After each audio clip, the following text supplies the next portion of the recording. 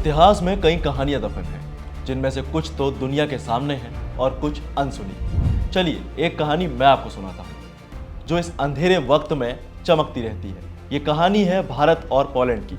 ये कहानी है गुजरात के जामनगर और वहाँ के महाराज जाम साहब दिग्विजय सिंह की।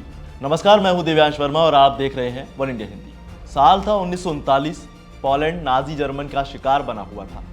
दुनिया सेकेंड वर्ल्ड वॉर की मार झेल रही थी। इधर यूरोप में भयंकर तबाही मची हुई थी, जिनमें लाखों पोलिश लोग खतरे का सामना कर रहे थे। 1942 तक लगभग 1000 पोलिश शरणार्थियों का एक ग्रुप सोवियत क्षेत्रों से रवाना होने वाले 2 जहाजों पर सवार हो गया। लेकिन ये सफर एक बंदरगाह से दूसरे बंदरगाह तक ही कई दिनों तक चलता रहा। ये सिलसिला मुंबई पहुंचने तक यूं ही चलता रहा। ये वो वक्त था जब भारत ब्रिटिश हुकूमत की जंजीरों में जकड़ा हुआ था और इसीलिए उस ग्रुप को कहीं शरण नहीं मिल रही थी। लेकिन तभी इन सभी की किस्मत ने एक अलग मोड़ ले लिया। असल में उस वक्त महाराजा जाम साहब दिग्विजय सिंह जी नवानगर के शासक हुआ करते थे और उस वक्त वो मुंबई में थे। और जैसे ही महाराज को लोगों की दुर्दशा के बारे में पता चला तो उन्होंने दोनों जहाजों को जामनगर के बेदी बंदरगाह पर लाने का आदेश दे दिया। राजा साहब के इस कदम से न केवल इन शरणार्थियों को बचाया गया, बल्कि भारत और पोलैंड के बीच एक स्थायी दोस्ती की नींव भी रखी गई। इसीलिए इन्हें काफी उदारवादी राजा कहा जाता है। उन्होंने पोलिश बच्चों को जामनगर शहर से लगभग 30 किलोमीटर दूर एक नदी के किनारे बालाचड़ी में एक जगह दी, ताकि 2 से 15 साल के अनाथ या फिर माँ बाप से बिछड़े हुए बच्चों को एक रहने के लिए जगह मिल सके। काफी अच्छे से देखभाल भी की।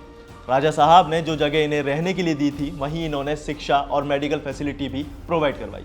इतना ही नहीं, उन्होंने बच्चों के लिए अच्छे खाने के लिए दुनिया के बेस्ट रसोइयों को भी बुलवाया, ताकि बच्चों को भूखा ना सोना पड़े। जिस जगह राजा साहब ने बच्चों के लिए इतना सब कुछ किया, उसे बालाचड़ी कैंप के नाम से जाना जाता है।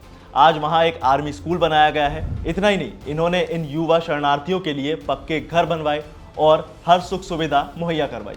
और इसीलिए बच्चे महाराज जाम साहब को बापू कहकर बुलाने लगे। और यही वजह है कि आज भारतीय और पोलिश लोग हर त्योहार इक्वल तरीके से मनाते हैं।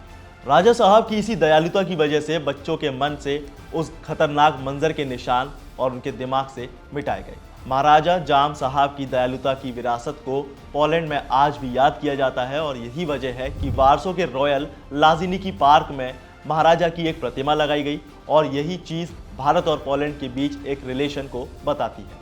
साथ ही राजा साहब की मूर्ति पर लिखा गया कि नवानगर के महाराजा को, जिन्होंने 1942 में अपने राज्य में पोलिश बच्चों को जगह दी, ये उन्हें समर्पित है। इतना ही नहीं, राजा साहब की मूर्ति तक जो रास्ता जाता है, उस सड़क का नाम भी बड़े सम्मान के साथ लिया जाता है।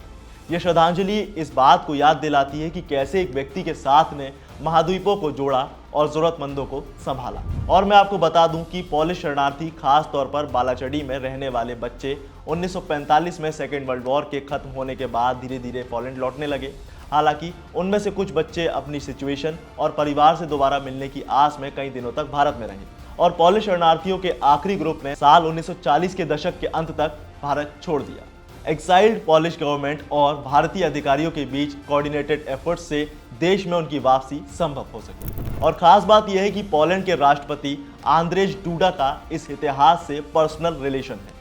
2017 में भारत यात्रा के दौरान उन्होंने ये माना था कि उनके परिवार के कुछ सदस्य उन लोगों में से थे जिन्हें सेकेंड वर्ल्ड वॉर के वक्त भारत में शरण दी गई थी। अपनी यात्रा के दौरान राष्ट्रपति डूडा जामनगर में महाराज के वंशजों से मिले और यही वजह है कि उन कठिन दिनों के दौरान बने रिलेशन आज भी दोनों देशों के बीच राजनीतिक संबंधों में गूंजते हैं। क्या आपको इस कहानी के बारे में पहले से पता था? हमें कमेंट में जरूर बताएं। साथ ही इस वीडियो को लाइक से जरूर करें और ऐसी इंफॉर्मेटिव वीडियोस के लिए सब्सक्राइब करें वन इंडिया हिंदी।